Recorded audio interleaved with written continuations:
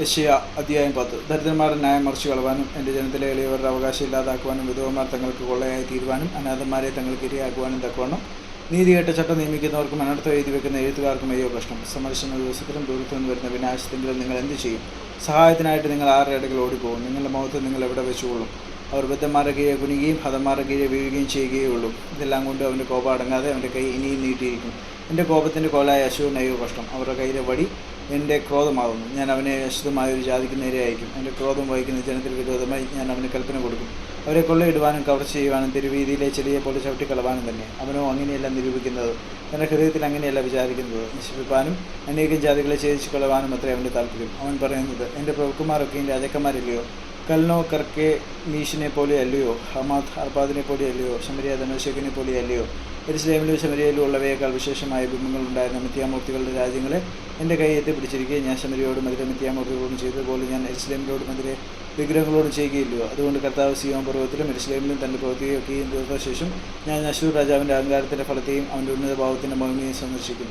എൻ്റെ കൈയുടെ ശക്തി കൊണ്ടും എൻ്റെ ജ്ഞാനം കൊണ്ടും ഞാനിത് ചെയ്തു. ഞാൻ ബുദ്ധിമാൻ. ഞാൻ ജാതികളുടെ അതിരുകളെ മാറ്റുകയും അവരുടെ ഭണ്ഡാരങ്ങളെ കവർന്നു കളയുകയും പരാക്രമിയെപ്പോലെ സിംഹാസനസ്ഥന്മാരെ താഴ്ത്തുകയും ചെയ്തിരിക്കുന്നു. എൻ്റെ കൈ ജാതികളുടെ ധനത്തെ ഒരു പശുക്കൂടിനെ പോലെ എത്തിപ്പിടിച്ചു. ഉപേക്ഷിച്ച് വന്ന് മുട്ടകളെ ശേഖരിക്കുന്നത് പോലെ ഞാൻ സർവ്വഭൂമിയും കൂട്ടിച്ചേർത്തു. ചിറകനക്കുകയോ ചുണ്ട് സുരക്കുകയോ ചിരക്കുകയോ ചെയ്യുവാനൊന്നും ഉണ്ടായിരുന്നില്ല എന്ന് അവൻ പറയുന്നുവല്ലോ. വെട്ടുന്നവനോട് കോടാലി വമ്പ് പറയുമോ? വലിക്കുന്നവനോട് ഇർഷവാൾ വലിപ്പം കാട്ടുമോ? അതോ പിടിക്കുന്നവനെ വടി പൊക്കുന്നത് പോലെയും മരമല്ലാത്തതിനെ കോൽ പൊന്തിക്കുന്നത് പോലെയുമാകുന്നു. അതുകൊണ്ട് സൈന്യങ്ങളുടെ യഹോവയായ കർത്താവ് അവൻ്റെ ദുഷ്ടന്മാരുടെയും ക്ഷയമയക്കും. അവൻ്റെ മൊത്തത്തിന് കീഴെ തീ കത്തും പോലെ ഒന്ന് കത്തും. ഇസ്രായേലിൻ്റെ വെളിച്ചം ഒരു തീയായും അവൻ്റെ പരിശുദ്ധരുടെ ജ്വാലയായും ഇരിക്കും. അത് കത്തിയ ഒരു ദിവസം കൊണ്ട് അവൻ്റെ മുള്ളും പറക്കാരെയും ദഹിപ്പിച്ചു കളയും. അവൻ്റെ കാട്ടിൻ്റെയും തോട്ടത്തിൻ്റെയും മഹത്വത്തെ ദേഹീദേഹവുമായി നശിപ്പിക്കും. അതൊരു രോഗി ശേഷിച്ചു പോകുന്ന പോലെ ഇരിക്കും. അവൻ്റെ കാട്ടിൽ ശേഷിച്ചിരിക്കുന്ന വൃക്ഷങ്ങൾ ചുരുക്കമായിരിക്കും. ഒരു ബാലൻ അവയെ എണ്ണി എഴുതാം. എന്നാൽ ഇസ്രായേൽ ശേഷിച്ചവരും യാക്കോബ് ഗൃഹത്തിലെ രക്ഷിതഗണവും തങ്ങളെ അടിച്ചവനെ ഇനി ആശ്രയിക്കാതെ ഇസ്രായേലിൻ്റെ പരിശുദ്ധനായ യഹോവയെ പരമാർത്ഥമായി ആശ്രയിക്കും. ഒരു ശേഷിപ്പ് മടങ്ങി വരും. ഷെയാറെ അശൂർ. യാക്കോബിൻ്റെ ശേഷിപ്പ് വീരനാം ദൈവത്തിലേക്ക് മടങ്ങി വരും. ഇസ്രായേലിൽ നിന്റെ ജനം കടൽക്കരയിലെ മണൽ പോലെ ആയിരുന്നാലും അതിലൊരു ശേഷിപ്പ് മാത്രം മടങ്ങി വരും. നീതിയെ പ്രവർത്തിക്കുന്നതായ ഒരു സംഹാരം നിർണ്ണയിക്കപ്പെട്ടിരിക്കുന്നു. എങ്ങനെ എന്നാൽ സൈന്യങ്ങളുടെ യഹോവയായ കർത്താവ് സർവ്വഭൂമിയുടെ മധ്യേ നിർണ്ണയിക്കപ്പെട്ട സംഹാരം വരുത്തും. അതുകൊണ്ട് സൈന്യങ്ങളുടെ യഹോവയായ കർത്താവ് പ്രകാരം അരുളി ചെയ്യുന്നു. സിയോനിൽ വസിക്കുന്ന എൻ്റെ ജനമേ, അശൂർ വടി കൊണ്ട് നിന്നെ അടിക്കുകയും ഇസ്രായേലിൻ്റെ വിധത്തിൽ നിന്റെ നേരെ ചൂരലോങ്ങുകയും ചെയ്താലും നീ അവനെ ഭയപ്പെടേണ്ട.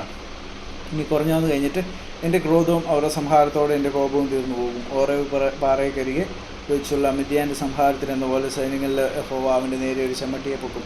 അവൻ തൻ്റെ വടി സമുദ്രത്തിന്മേൽ നീട്ടും. വിശ്രമിച്ചതുപോലെ അതിനെ ഓങ്ങും. എന്നാലേ അവൻ്റെ ചുവട് നിൻ്റെ തോളിൽ നിന്നും അവൻ്റെ നുകം നിൻ്റെ കഴുത്തിൽ നിന്ന് നീങ്ങിപ്പോകും. പുഷ്ടി നിമിത്ത നുകം താർന്നു പോകും. അവൻ അയ്യാത്തിലെത്തി മിഗ്രോനിൽ കൂടി കടന്ന് മിക്മാശിൽ തൻ്റെ പടക്കോപ്പ് വെച്ചിരിക്കുന്നു. അവർ ചുരം കടന്ന് ഗേബയിൽ രാപാർത്തു. രാമ നടക്കുന്നു. ശൗലിൻ്റെ ഗിബിയ ഓടിപ്പോയി. ഗല്ലിയും പുത്രി ഉറക്കെ നിലവിളിക്കുക. ലയേശ്യ ശ്രദ്ധിച്ചു കേൾക്കുക. അനാഥോത്തെ ഉത്തരം പറയുക. മദ്മേന ഓട്ടം തുടങ്ങിയിരിക്കുന്നു. ഗിബിൻ നിവാസികൾ ഓട്ടത്തിന് വട്ടം കൂടുന്നു. ഇന്ന് അവൻ നോബിൽ താമസിക്കും. യെരുശലേം ഗിരിയായ സിയോൻ പുത്രിയുടെ പർവ്വതത്തിന് നേരെ അവൻ കൈ കുലുക്കുന്നു. സൈന്യങ്ങളുടെ യഹോവയായ കർത്താവ് കൊമ്പുകളെ ഭയങ്കരമായി മുറിച്ചു കളയും. പൊക്കത്തെ വളർന്നവയെ അവൻ വെട്ടിയിടുകയും ഉയർന്നവയെ താഴ്ത്തുകയും ചെയ്യും. അവൻ വനത്തിലെ പള്ളക്കാടുകളെ ഇരുമ്പായുധം കൊണ്ട് വെട്ടിക്കളയും. ലബാനോനും ബലവാൻ്റെ കൈയാൽ വീണു പോകും.